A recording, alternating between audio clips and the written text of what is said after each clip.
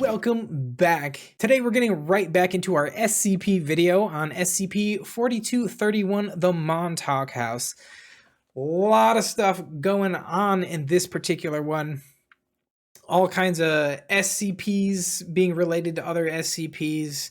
So let's go ahead and get right back into it and finish this one out. She doesn't provide any specific details about Procedure 110 Montauk, as the details don't really matter. She does, however, go over what we know about the procedure. The fact that the ritual requires 2 sets of staff, one set to carry out the procedure, and one set to watch. These staff members are taken to the location of SCP-231 while blindfolded, utilizing a number of different modes of transportation and several different routes. Those watching the procedure wear full-body protective clothing that obscures both their face and their voice. Completely off topic, but is it just me, or is this piece of artwork here, the design in the background, is it just me, or is that very reminiscent of Dr. Strange's Sanctum Sanctorum window? And for 2 months, these people are only allowed to stay in their private room when not watching the procedure. Agora's point is that in the SCP document for SCP-231, we are given this information, but not any information about the procedure or chamber itself. Okay. The important part of this whole process is the visibility of the procedure, and the fact that people watch it. Right, as long as people know it's happening and believe it's happening, okay. She describes what it would be like to work on 231 as the observation staff, arriving at an unknown location, a winding maze of man-made hallways and tunnels underneath a desert somewhere.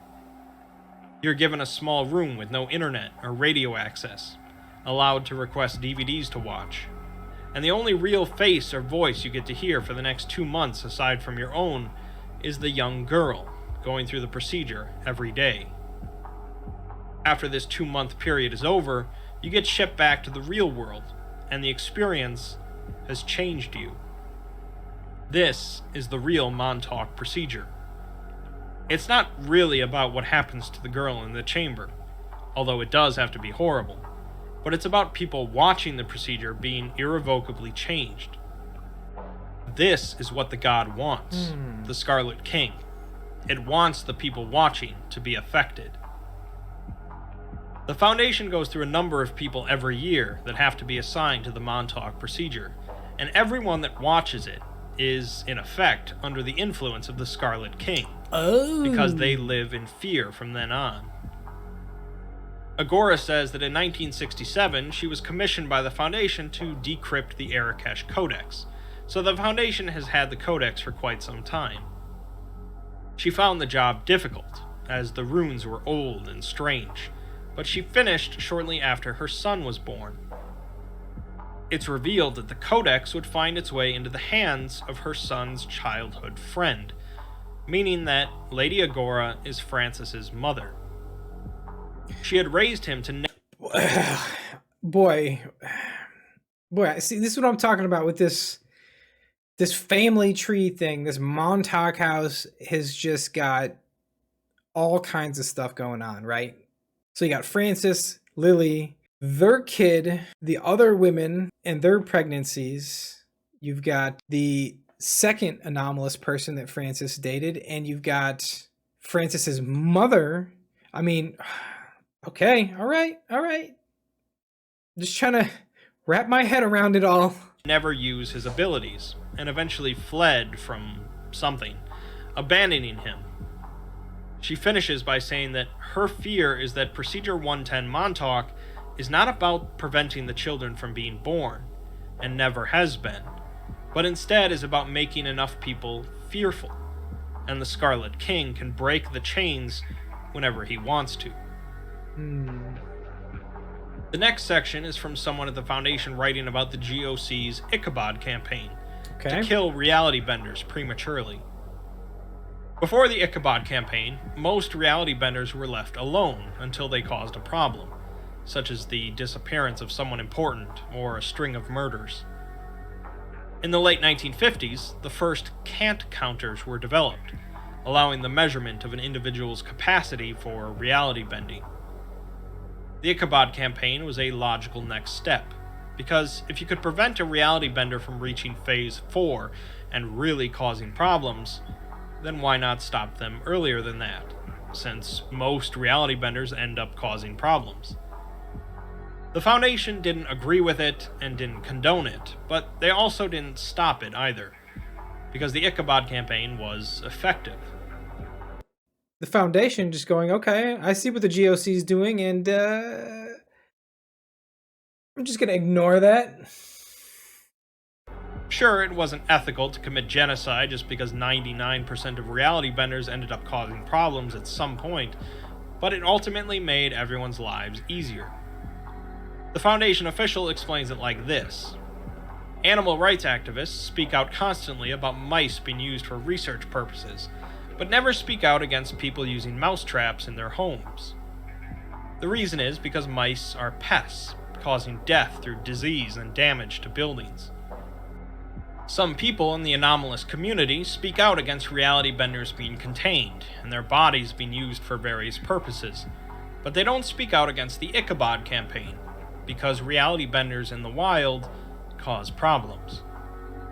Due to this, the Ichabod Campaign is still going on, although they have tightened the regulations. Oh, it's an ongoing thing. Okay, I had assumed that it was something that had happened and came to an end, but it's an ongoing thing. Okay. In its heyday, 75% of all reality benders across the world were killed, with the average lifespan of a reality bender being 8 years old. Wow. In the Man, that means they were really, really efficient at locating, finding, identifying, and eliminating reality benders. Wow. 1980s, Francis was a GOC agent during the Ichabod Campaign, and we have a segment about him at a bus station after a recent mission. He washes the blood off of his arms and signs himself up for another mission so that he doesn't have to go home. He calls up Lily, as he always does though, and she calls him a liar about something for the millionth time. Between this, the stress, the 6 months of straight missions, and the lack of sleep, something breaks inside Francis, and he begins to cry while on the phone. Lily continues to berate him, calling him a fat, stupid liar, and she says that he's crazy and he'll soon lose control of his powers, and the GOC will find out about him. She says that he better come home so that she can keep an eye on him and protect him. After Francis hangs up, he continues to cry and wonders how long it will be until his fellow agents murder him for finding out he's a reality bender too. Man, Francis is just living a terrible life. Gets beat up and intimidated and dominated by his girlfriend, I guess. His parents were clearly of no help. Is working with people who he knows will kill him if he reveals his true self. I mean, this guy's living a stressful existence. He can feel that things are changing with Lily and with himself, and he ponders if it's her that's changing into another one of those monsters that he's being paid to kill, or if it's him that's turning into a monster. Why not both? Francis stops crying, and Agent Ukulele of the GOC gets back onto the bus, forgetting about his momentary breakdown. Speaking of the GOC, the next section is from the point of view of a GOC Coda, the head dispatcher and quartermaster, Okay. so a pretty high rank. This Coda had been overseeing the Cornwall mission over the last 9 months, which started with sending in a few agents to check out some abnormal radiation in North Axis. Those agents never returned, so more and more teams were sent in until nearly 200 Ichabod Campaign agents were sent into North Axis. They had tracked the source to a single house and the lake next to it, but the reality of the town was becoming increasingly unstable overall. During a vulnerable moment, the Coda sends in a squad of 30 agents with bombs equipped with reality anchors, with the intention of blowing up the house and the reality benders with it. Because of some flash flooding... Okay, so bombs with reality anchors. So I'm assuming the goal here is to plant reality anchors around the site to cover the area enough to stabilize reality, and then while everything is stable, blow it all up. Okay. Coda tells the squad to walk, putting them at risk. The men set up the bombs as the water reaches waist high, but Coda hesitates and things escalate quickly. The water both suddenly rises up to their chests, submerging the bombs and short-circuiting them, and also quickly rises in temperature. The bombs do not detonate, and the water flooding the town comes to a sudden boil, cooking the agents and the town civilians alive. This GOC signal, of the sound of boiling water, is inadvertently picked up twice by the Foundation. Okay, so that was the two signals they heard, and it was the sound of water. Okay, all right. Leading them to come check out the aftermath.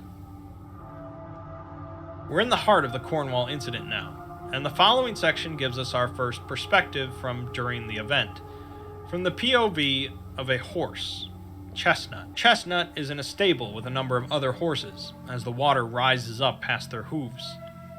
Their owner finally shows up and lets them out of their stalls one by one.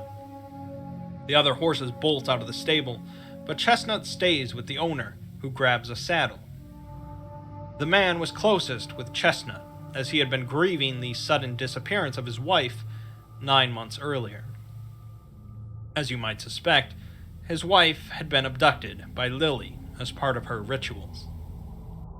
The two leave the stable into the storm raging outside, and Chestnut slowly pushes through the deep water. The horse heads towards the entrance of the town, but the reality of the town had been warped, and there was no escape. The two find themselves suddenly stepping into the lake, where the water was boiling.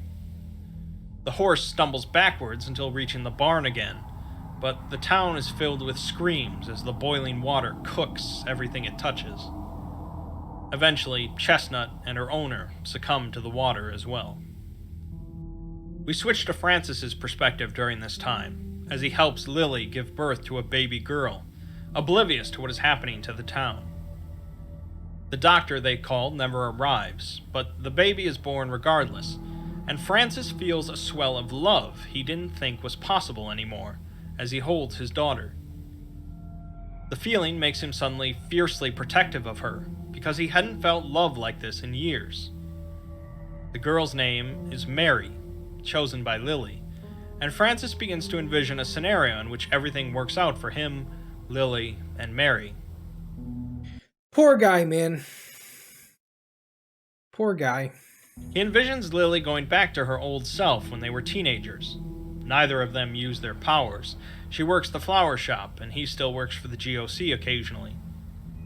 White picket fence around their picturesque house next to the lake, with Christmases and birthdays and everything fine and dandy. But part of Francis knew this wouldn't ever work out, because nothing could fix Lily now, not even a daughter. He recognized that what has been happening... It's because having kids doesn't fix people. I don't know why people think that happens. Guys, having children does not fix people, and it does not fix relationships. Okay, only people can fix themselves, and only people can work together to fix relationships. With Lily is the same progression that happens to every reality bender he's killed, and he never questioned those diagnoses. He had stowed a rifle under the bed in preparation of this moment, but he wasn't sure he could go through with this. He didn't feel angry the same way he had seen men on TV being angry when murdering their wives. Despite this, he knew he had to do it, because she would eventually kill him. And if he tried to flee, she would very likely go on some kind of rampage, possibly killing Mary. Francis is oblivious to the outside world and has been for some time, because Lily keeps him trapped in the house and maintains a placid image through the windows. Wow, okay. So she's like, as the town is boiling outside, she has him trapped in like a bubble where he thinks everything's fine outside, but he can't leave. Man, what a... Jeez, man. Water has reached the stairs leading up to the apartment now, and Francis needs to act. For himself, for his daughter, and to end Lily's suffering. Lily asks to hold her daughter, and for a moment Francis looks at her and sees why he used to love her. He also sees what she has done to him over the years, how meticulously she has broken him down and trapped him here in this relationship. He tells her that he loves her, but wonders why he still does after everything she's done. He realizes that he'd rather be treated like this than risk being alone, and he desperately wishes it could all work out, but knows that it won't. She gets distracted by the sound of the water and turns, saying that she needs to tell Francis something. Francis draws on his cold GOC instinct and grabs the gun under the bed, shooting her in the head mid-sentence. For all her power and control, Lily is dead. You cannot dodge bullet. From a single shot. Francis grabs Mary and begins to run downstairs, stepping into the boiling water coming up the stairs. In his panic, his abilities begin replicating the apartment upwards, and he continues to run and run and run. A reality bender in control of their powers and with a sound mind could easily escape, but Francis keeps running. He runs through the apartment over and over as memories of his time with Lily resurface, and it's possible that he's running because of Montauk, the word from the Arakesh Codex referring to the fear caused by the Scarlet King. Is that's what it is? The word Montauk is like a word for fear induced by the Silent King? Okay. He keeps running as the Foundation agents arrive and chase him through the anomalous apartment, but he isn't really running from them. Eventually, they gas him and he passes out. The Cornwall Incident finishes, but the damage has been done and will continue to be done. A few months later, as Francis continues to get barraged with questions regarding his time in North Access, his alternative personality begins to come out. During one interview, Francis removes his shoes and socks, and anomalously pulls out a small container of nail polish. He begins to paint his toe and fingernails, and eventually Foundation personnel confiscate the nail polish. Guys, you're gonna confiscate stuff from a dude who can just create things out of thin air? Good luck, man. If I was him, as soon as they leave, I'd just poof another one into existence. Francis pulls out another bottle and continues to paint. See? With this cycle repeating for 5 hours, and Francis answering no questions during that time. For 5 hours.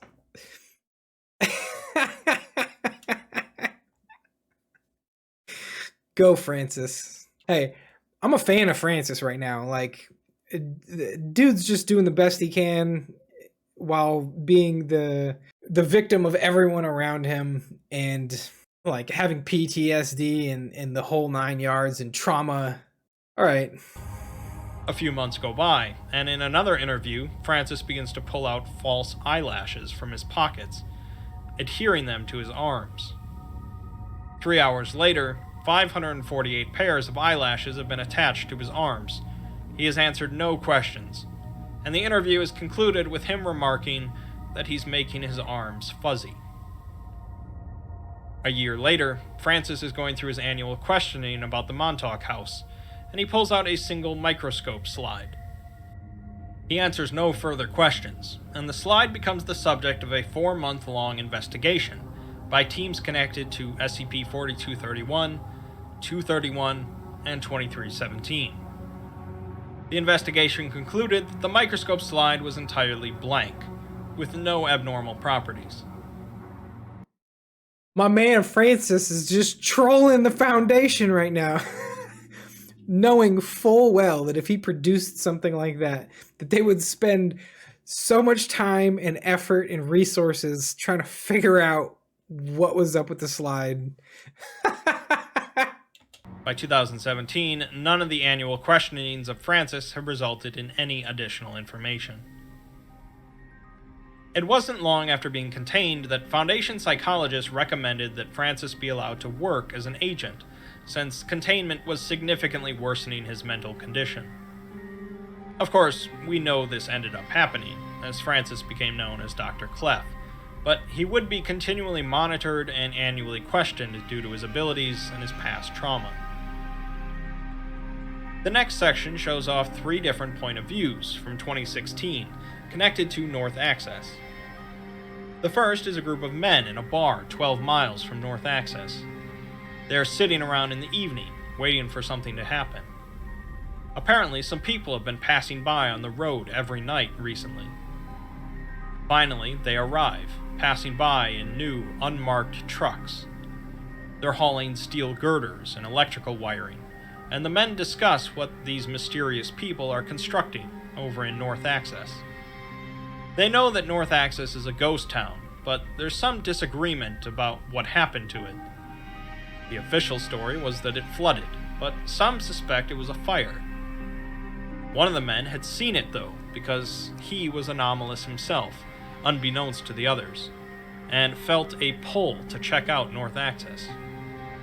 At the edge of the town, he felt the warmth, and saw into the bubble around the town. He saw the town boiling away and sinking into desolation. Rather than telling them, though, he simply says that he didn't see anything. He's afraid, though, of who these people are and what they might be building where North Access used to exist. Next, we hear about Robert Scranton, creator of the Scranton reality anchors.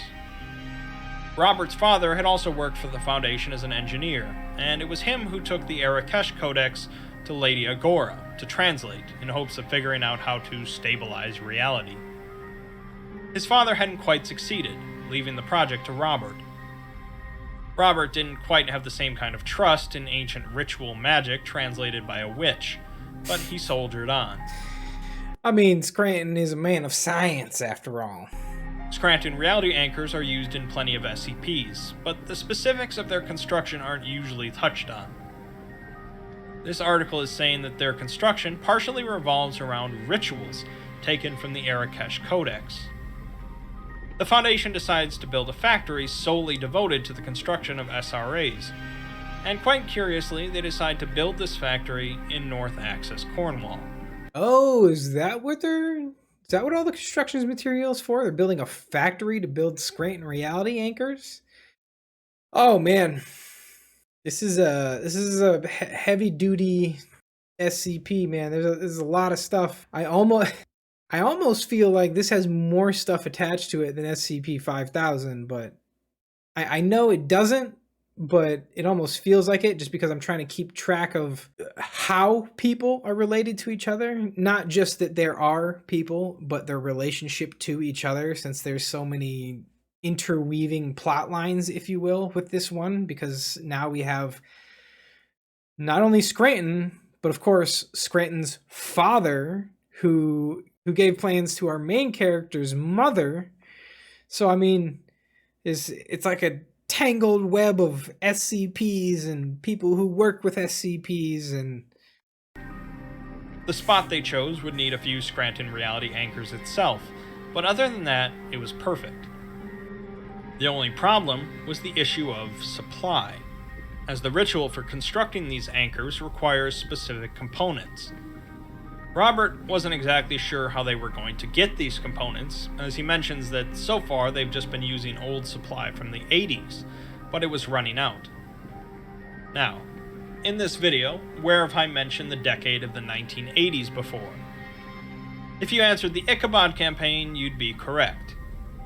The ritual components necessary for the construction of Scranton reality anchors come from the deceased remains of reality benders. Wonderful. We then get taken back to Coda at the GOC, as he sits next to the head of the GOC in a facility. So, you need reality benders in order to create Scranton reality anchors? Two sip tea as they listen to various radio signals from around the world. GOC agents going after reality benders. The head of the GOC mentions that he's been thinking about relaunching the Ichabod Campaign, presumably with the same intensity as in the past. How interesting that at the same time that the Foundation is desperately in need of dead reality benders, the GOC is thinking about relaunching a campaign to slaughter reality benders. How convenient. Coda immediately says no, to which the other man asks if he's worried about another Cornwall Incident. Coda goes into a monologue about the ridiculousness of calling 1,200 people being boiled alive an incident.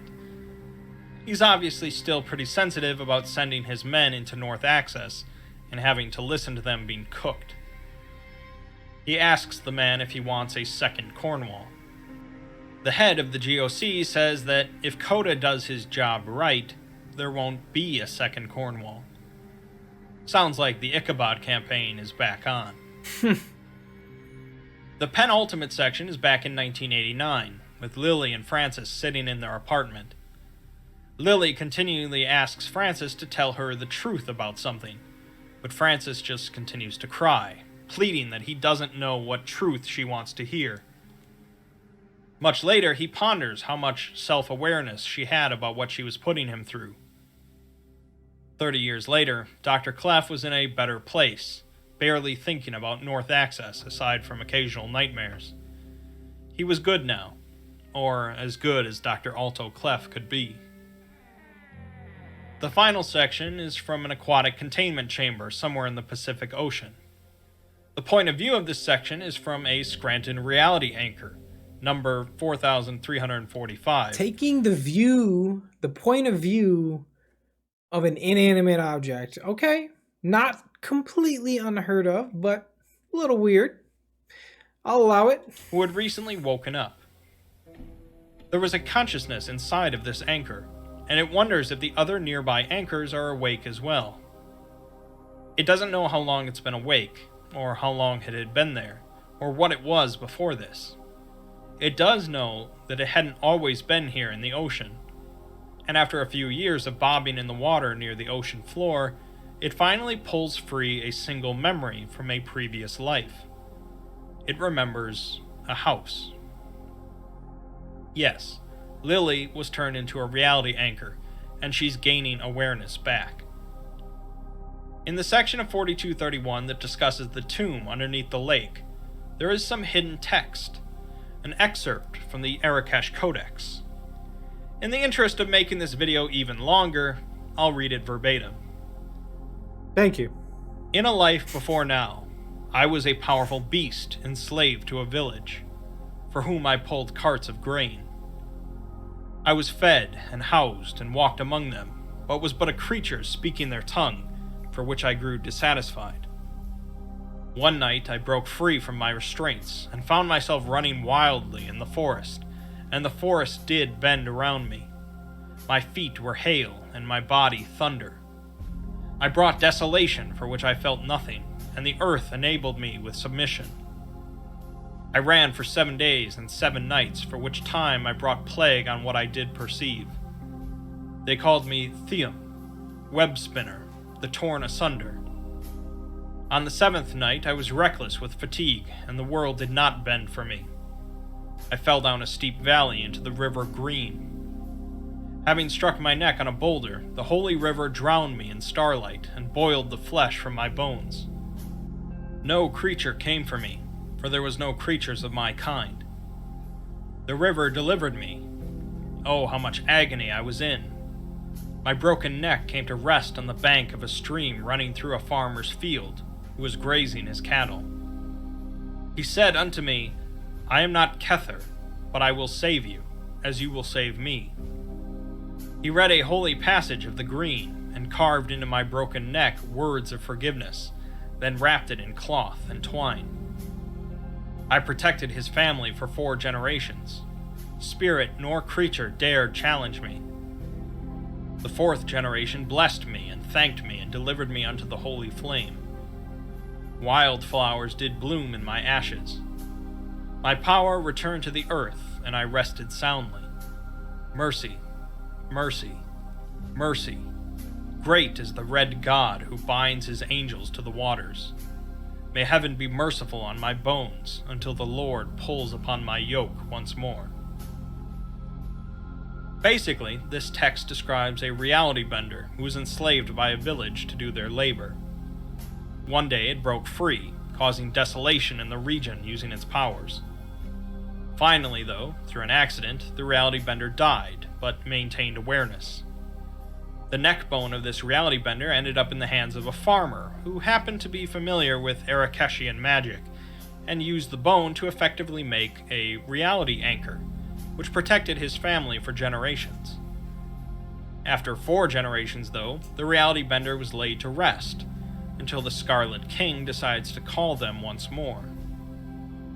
This text presents some worrying problems for the Foundation, who will almost certainly attempt to utilize the anchors for more than 4 generations, and the fact that the Scarlet King apparently has influence over these anchors. What's more is the problem with SCP-231, the girls that underwent the Montauk procedure until only one is left now. I said earlier that the Foundation assumed that Lily was the first of these girls, mentioned in the SCP-231 document as the girl killed during the initial raid. Although yes, she also happened to be pregnant and gave birth, not all signs point to her being part of that group. According to the author, it's possible that Frances is actually one of the SCP-231 members, because who says that they specifically have to be girls? The idea that the concern is the children being born is what the Foundation believes, but these are ancient rituals, roughly translated by a witch, so it's impossible to exactly say how everything connects. This, of course, gets even more confusing for readers when you have to juggle multiple different canons and tales. This was an incredibly lengthy and involved SCP, and it's somewhat amusing that at the end of all of it, some people might wonder, well, what exactly is SCP-4231? Based on the title and the way the text describes it, you'd say it's the house itself, but the house is of such relatively small significance compared to the other elements of this story. It's a rare SCP that combines so many different anomalous concepts into one, pulling from multiple different other SCPs and concepts, incorporating hidden text and interpretation. It's a divisive SCP, to be sure, due to its complexity, its length, its format, and its concept, but it's undoubtedly impressive.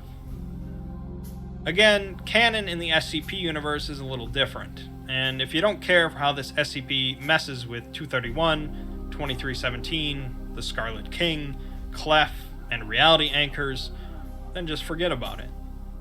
Just forget about it. I mean, it does touch on a lot of stuff and definitely raises like 1,000 questions.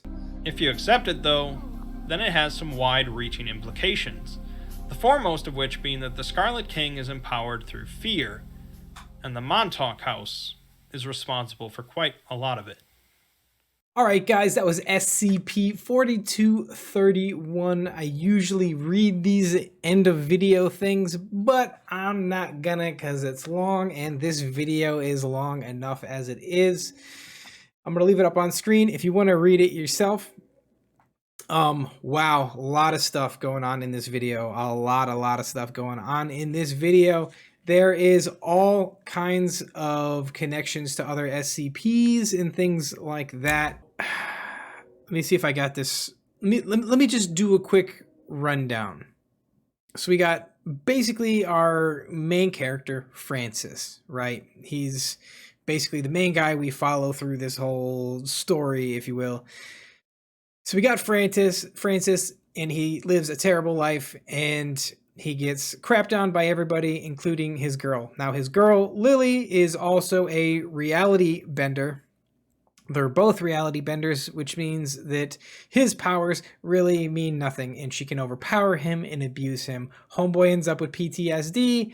At some point, even while he's with Lily, the guy works for the GOC.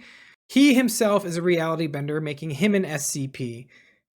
His girlfriend, Lily, also a reality bender, making her an SCP. They live in the Montauk House, which is also an SCP. the house is next to a lake, and under the lake is a door to another dimension, possibly containing the Scarlet King, which is also another SCP. In the cellar/basement of the Montauk House, you have basically prison cells with the pregnant women who are the brides of the Scarlet King or something like that, and give birth to all these other SCPs. Instructions for the tomb were given to Francis's mother, who's Lady Agora, and worked with Robert Scranton's father, and he gave her the plans for the tomb underneath the Montauk House, which Francis lives in. Then, after the town had been boiled alive, years later, the Foundation comes in with a bunch of Scranton reality anchors to build a factory in the town to create more Scranton reality anchors. And according to this video, Scranton reality anchors are made using the bodies of reality warpers. That brings up so many questions. If Scranton reality anchors are made out of reality warpers or reality benders, and it seems like it's not a 1-to-1 ratio. It seems like you can actually use a part of one, as a farmer used a single vertebrae of a dead reality warper as a makeshift Scranton reality anchor, and that was enough. So that would assume that you could use one body to make lots of Scranton reality anchors, because I think there's like 200 something bones in the body or something like that. If that's the case in how Scranton reality anchors are actually made, that's a lot of reality benders that have died, because they use a ton of Scranton reality anchors in a bunch of SCPs for a bunch of different reasons. Man, okay, a lot going on here. My brain is reeling from all this stuff.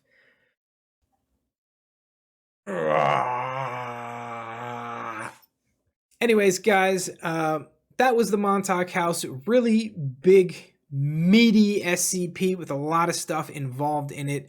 Overall, liked it, but I'm not gonna lie, was a little overwhelming. For some reason, this seemed like a lot to me. But overall, it was a very interesting SCP that brought up a lot of questions and a lot of possible continuity things with the SCP universe in general, kind of like the Scranton reality anchors. Is that the way they're really made? I don't know. But if you liked the video, go ahead and click that like button. If you're not subscribed already, go ahead and consider subscribing. That way in the future, you'll get more content similar to this. As always, guys, leave a comment down below. Let me know what other SCPs you want me to check out in the future. Thanks for stopping by. Thanks for watching the video. Take care of yourselves and have a great day.